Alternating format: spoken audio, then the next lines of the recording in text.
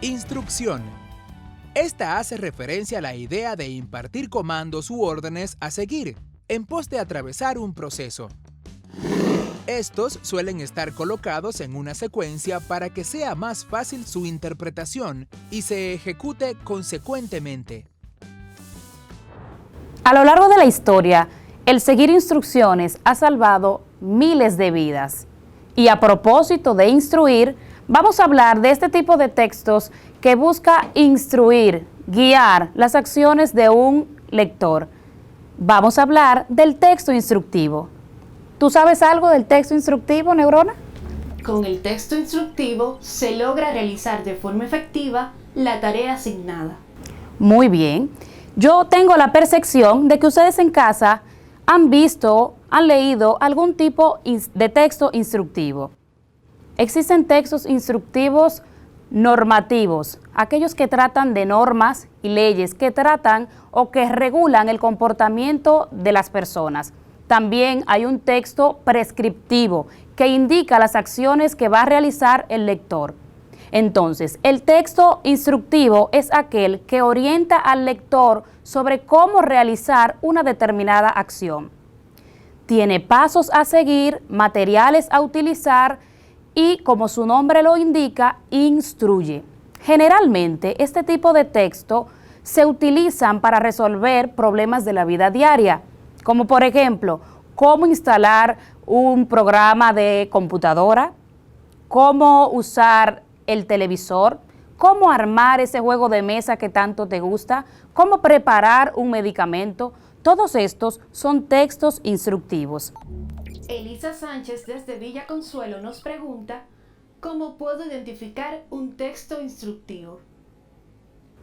Bien, gracias Elisa por tu pregunta y es precisamente lo que estaba hablando anteriormente. Para identificarlo solo tienes que detenerte en esa estructura y esas características que estábamos mencionando. El lenguaje lineal, el lenguaje claro, directo, ese formato especial y sobre todo esas marcas gráficas, asteriscos, guiones que secuencian las acciones que va a desarrollar el destinatario.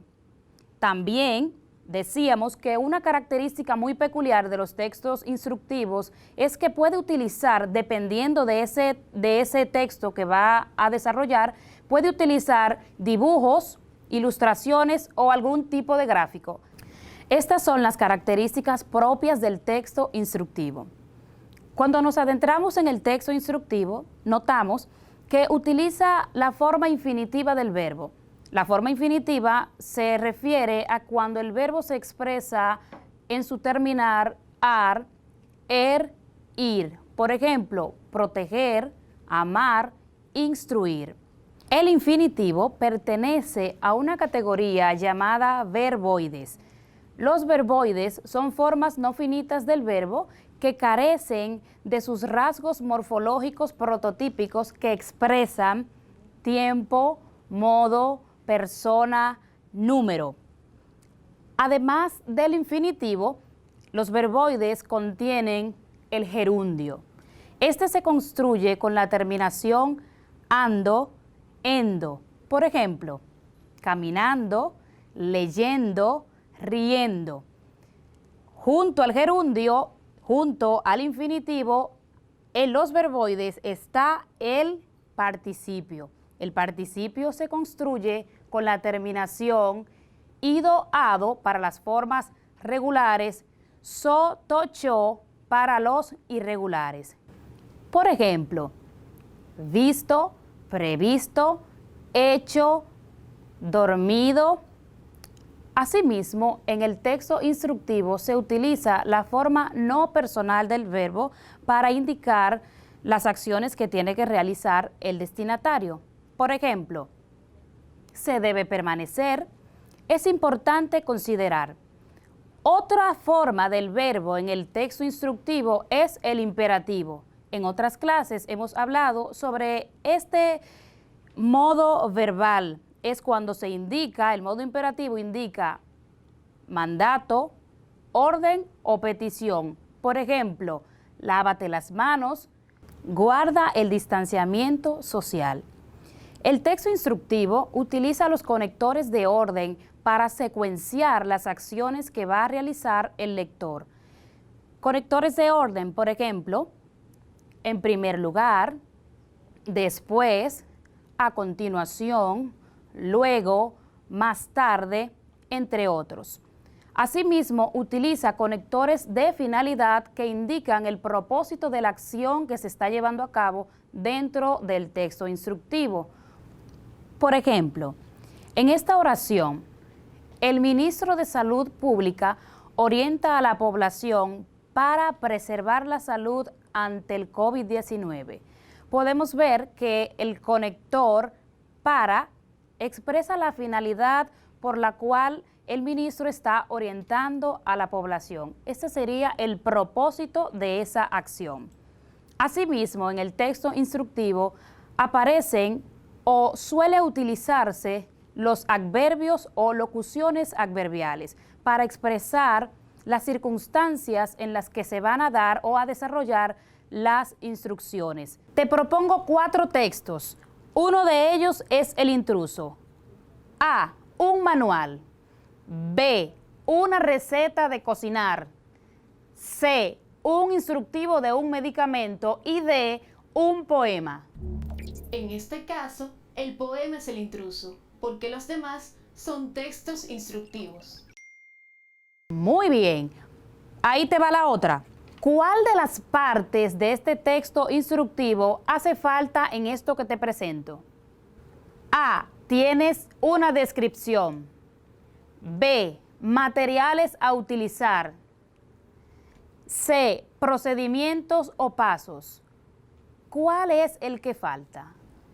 Falta un título que indique el nombre de la tarea que se va a realizar. Muy bien, Neurona. Vamos a descubrir el error en la siguiente pregunta que te muestro. Lava los limones. Utiliza un cuchillo y córtalos. Mezcla con agua y azúcar y tómalo al gusto. ¿Cuál es el error? Que se salta del paso 1 al paso 3. No hay una linealidad o secuencia. Muy bien, excelente. Lo correcto es, primero, se lavan los limones. Segundo, se cortan. Tercero, se exprimen. Cuarto, se mezclan con agua y azúcar. Y por último, se toma al gusto. Muy bien. Próxima pregunta de la trivia. Escoge la opción donde aparecen los verboides. A, caminar, caminado, caminando. B, camino, caminé, caminar. ¿Cuál es la opción correcta? La respuesta correcta es la A, caminar. Opinar. Es expresar una idea de manera oral o escrita, como por ejemplo, cuando la gente opina sobre una situación en particular o algún acontecimiento en específico. Palabra clave. Opinar. Vivimos en un mundo donde la información circula con gran velocidad. Por eso es tan importante desarrollar un pensamiento reflexivo, crítico. Este nos permite a nosotros discernir entre lo falso y lo verdadero, entre lo importante y lo superficial, entre lo que es evidencia y lo que es opinión. Y sobre esta base, la opinión, vamos a desarrollar la clase del día de hoy. En esta semana tienes que enfocarte en desarrollar una infografía como producto de todo el trabajo de la semana. Para ello tendrás que investigar, analizar y reflexionar diferentes temas. Uno de ellos, o uno de los tipos de texto que tendrás que leer, es el artículo de opinión. Vamos a conocer en esta clase qué es un artículo de opinión, cuál es su función, su estructura y sus características, para que al final estés en la capacidad de producir un artículo de opinión. Yo estoy segura que has leído un artículo de opinión en otras ocasiones, pero ¿qué sabes del artículo de opinión antes de adentrarnos en el tema? Neurona, ¿qué sabes tú del artículo de opinión? El artículo de opinión es un texto periodístico que manifiesta el sentir o pensar de una persona y con él se puede despertar el interés de la opinión pública, expresando una postura y ofreciendo valoraciones, opiniones y análisis sobre temas de interés público, para orientar o influir al lector. Muy bien, muy acertada, Neurona. Y yo sé que ustedes en casa también acertaron. Y sobre esa base, sobre esos conocimientos previos que ya ustedes tienen y lo que bien Neurona presenta, vamos a definir qué es un artículo de opinión. Un artículo de opinión es un género periodístico que se caracteriza por la exposición y argumentación de las ideas, del pensamiento, de una personalidad o de un medio de comunicación reconocido sobre algún tema. La búsqueda o el origen de las opiniones radica en la búsqueda de esas causas que provocan los hechos, siempre con una naturaleza argumentativa y persuasiva. Una persona que va a publicar un artículo de opinión debe tener credibilidad, autoridad y, claro, un vasto conocimiento sobre ese tema que va a abordar. La credibilidad es una condición sin la cual no se puede publicar un artículo de opinión. Eso en función de la opinión pública, porque el artículo de opinión, o más bien el autor de un artículo de opinión, orienta, influye en la opinión pública, es decir, en esos lectores también que están consumiendo o escuchando las ponencias de este autor. Una persona de reconocido prestigio es aquella que goza de esa credibilidad. ¿A qué me refiero? A que lo que esa persona dice, el que escribe o expone el artículo de opinión, lo que esa persona habla es creído por sus lectores, es decir, que ese público que le escucha está orientado, está influenciado por esas ideas. El artículo de opinión aparece en la columna de la derecha en los periódicos y debe estar debidamente firmado por quien lo escribe, aunque no sea la opinión del periódico o de la revista donde se ha publicado. Velocidad. Es una magnitud física que expresa la relación entre el espacio recorrido por un objeto, el tiempo empleado para ello y su dirección. En una clase anterior pudimos ver que la velocidad relaciona el espacio recorrido por un móvil en el tiempo en que lo hace, especificando la dirección. Y esa palabra se relaciona con el tema que vamos a tratar en el día de hoy, la clasificación de los movimientos. Con este tema podrás describir los tipos de movimientos que existen y podrás tener un mejor manejo en la resolución de problemas. Vamos a recordar que en la clase anterior conocimos que el movimiento es ese cambio de posición que experimenta un cuerpo respecto al sistema de referencia que elija. Y dentro del movimiento existe un concepto muy interesante que se encarga de relacionar ese camino que se transcurre durante el movimiento, es decir, esa línea que va desde la posición inicial hacia la posición final. Neurona, ¿sabes cuál es ese concepto? Por supuesto, se refiere a la trayectoria. Así mismo es, la trayectoria. Y de acuerdo a esa trayectoria que describen los móviles, se puede clasificar el movimiento en dos tipos principales: movimientos rectilíneos y movimientos curvilíneos. Los movimientos curvilíneos, a su vez, se pueden clasificar en tres importantes: los movimientos circulares, movimientos elípticos y movimientos parabólicos. Vamos a conocer de qué tratan cada uno de estos movimientos. El movimiento circular describe una trayectoria en forma de círculo o circunferencia. Por ejemplo, esos movimientos que realizan los discos mediante están sonando las músicas. ¿Has visto ese equipo de música que presenta discos? Ese movimiento específicamente. Si nos referimos a los movimientos elípticos, es porque ese movimiento presenta una trayectoria en forma de elipse. Es decir, ese movimiento que realizan los planetas alrededor del Sol. ¿Y cuál nos faltaría, Neurona? El movimiento parabólico. Exactamente, Por último, tenemos el movimiento parabólico, en donde la trayectoria de este movimiento es en forma de parábola. Por ejemplo, ese movimiento que podemos ver en los arcos, o mejor dicho, en los juegos de básquetbol, cuando un basquetbolista tira la pelota y ese arco que se forma al momento de realizar ese tiro. ¿Lo puedes relacionar? Excelente.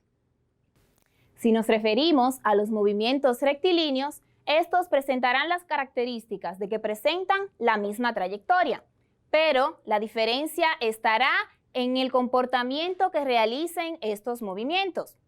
En base a estos, los movimientos pueden ser rectilíneo uniforme y rectilíneo uniformemente variado. Por ejemplo, vamos a hablar un poquito más sobre los movimientos rectilíneo uniforme. En el caso de este movimiento presentan tres características principales. La primera y la más importante es que la velocidad es constante, es decir, que no varía. La segunda es que este movimiento, ese móvil recorre distancias iguales en tiempos iguales. Y la última característica es que recorre una trayectoria en línea recta. Por ejemplo, imagínate que nos estamos montando en un vehículo. Si te fijas en el tablero del chofer, podrás notar dónde marca la velocidad. Si miras detenidamente y observas que esa velocidad se mantiene constante, quiere decir que estamos ante la presencia de un movimiento rectilíneo uniforme.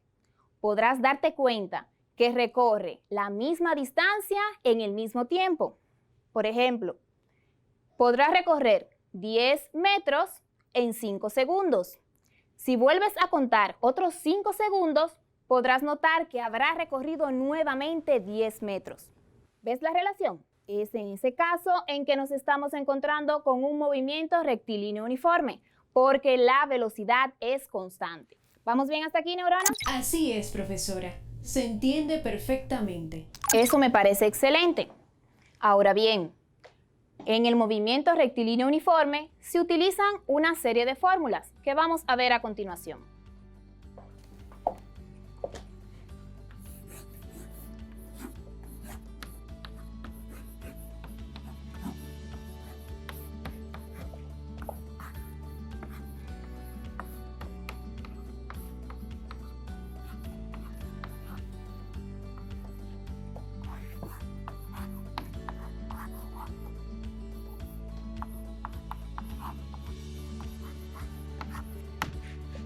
Las fórmulas que podemos utilizar en el movimiento rectilíneo uniforme son las siguientes.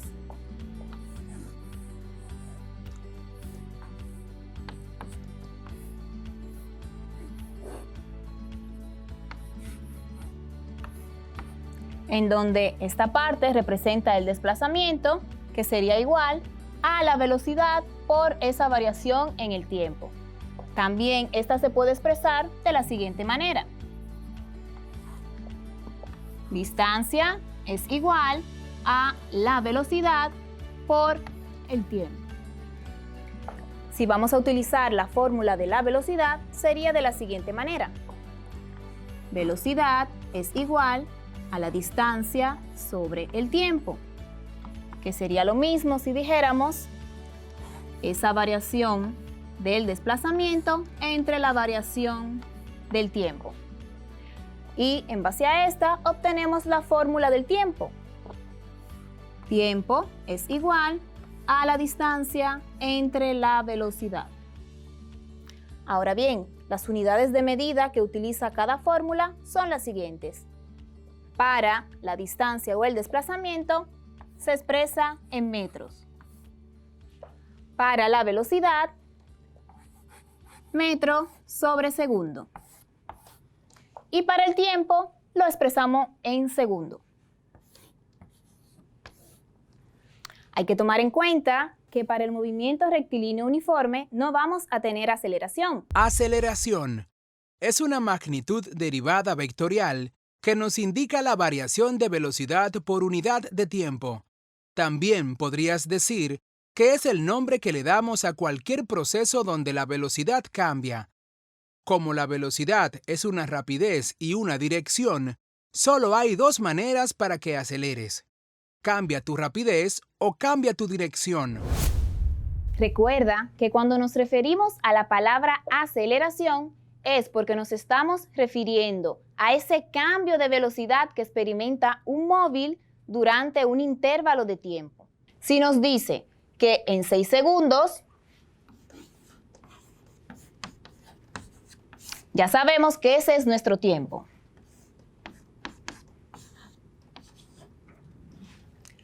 La velocidad va de 20 metros sobre segundo, quiere decir que esa es nuestra velocidad inicial.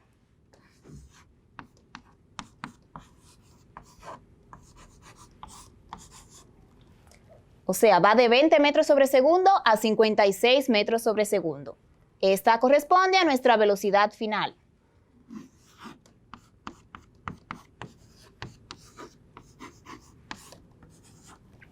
Y como punto A nos pide que busquemos la aceleración.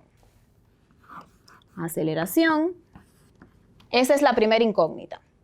Entonces, como vimos las fórmulas ya antes mencionadas, vamos a utilizar la que nos ayuda a buscar la aceleración, y es la siguiente.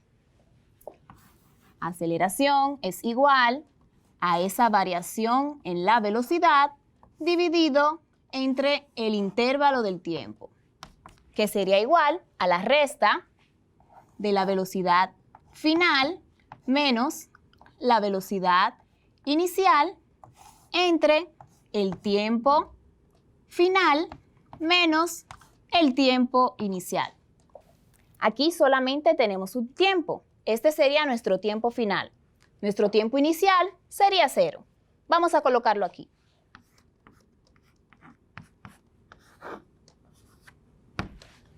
Entonces, vamos a sustituir las variables por los valores que tenemos a continuación. Decimos, aceleración es igual, la velocidad final es 56 metros sobre segundos menos nuestra velocidad inicial, 20 metros sobre segundo, dividido entre la resta del tiempo final y el tiempo inicial, que si decimos 6 menos ceros, sería 6, que podemos colocar directamente 6 segundos. Para simplificar nuestro ejercicio, entonces decimos, neurona, nuevamente, necesitaré de tu ayuda con las matemáticas. ¿Me puedes colaborar? Por supuesto que sí. Pues me podrías decir cuánto es 56 menos 20. 56 menos 20 es igual a 36. Excelente. 36 metros sobre segundos entre 6 segundos. Y 36 dividido entre 6, ¿cuánto sería? Es igual a 6. Excelente. 6 metros. Ambos segundos están dividiendo y se coloca entre segundo al cuadrado. Y podemos comprobar que la aceleración utiliza como unidad de medida el metro sobre segundo al cuadrado. ¿Claros hasta aquí? Tengo una duda. ¿De dónde sale el segundo al cuadrado? Excelente pregunta, neurona. Chicos, en casa presten mucha atención. Puesto que el segundo está en el denominador arriba y abajo, ambos se multiplican.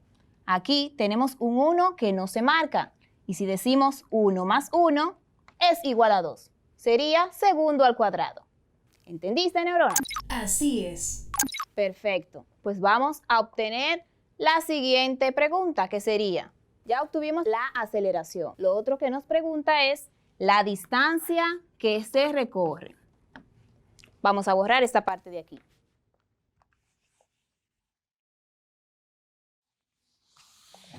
Entonces, podemos proceder a realizar nuestra segunda problemática. Ya obtuvimos la aceleración. Podemos colocar aquí que la aceleración es igual a 6 metros sobre segundo al cuadrado. La fórmula de la distancia que vamos a utilizar es la siguiente. Distancia es igual a la velocidad inicial por el tiempo más la aceleración por el tiempo al cuadrado dividido entre 2. Entonces procedemos a sustituir los valores. La distancia es igual. La velocidad inicial es 20 metros sobre segundo. 20 metros sobre segundos por el tiempo, que es 6 segundos, más nuestra aceleración, que es 6 metros sobre segundo al cuadrado,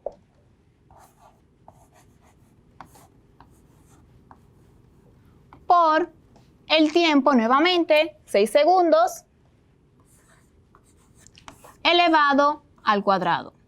Y esto lo dividimos entre 2. Vamos a realizar las siguientes operaciones. Neurona, si multiplico 20 por 6, ¿cuánto sería? 120. Excelente. 120 metros. Este segundo está dividiendo y este multiplicando, así que lo eliminamos. 120 metros más 6 metros sobre segundo por, elevamos a la potencia el número 6. 6 por 6, ¿cuánto sería, neurona? 36. Muy bien. 36 segundos al cuadrado, dividido entre 2. Continuamos aquí. Distancia es igual a 120 metros más la multiplicación de 6 por 36, ¿cuánto sería? 216. Exacto. Sería 216 metros. Eliminamos el segundo al cuadrado. Con este segundo al cuadrado está dividiendo y está multiplicando. Y nos quedarían 216 metros. Si esos 216 lo dividimos entre 2, ¿cuánto nos queda? 108. Entonces, la distancia es igual a 120 metros más 108. Y por último, neurona, ¿cuánto es la suma de 120 más 108? Según mis cálculos, da 228. Excelente. Entonces decimos que nuestra distancia recorrida es igual a 228 metros. La aceleración en ese problema fue de 6 metros sobre segundo al cuadrado y la distancia que recorrió fue de 228 metros cuadrados.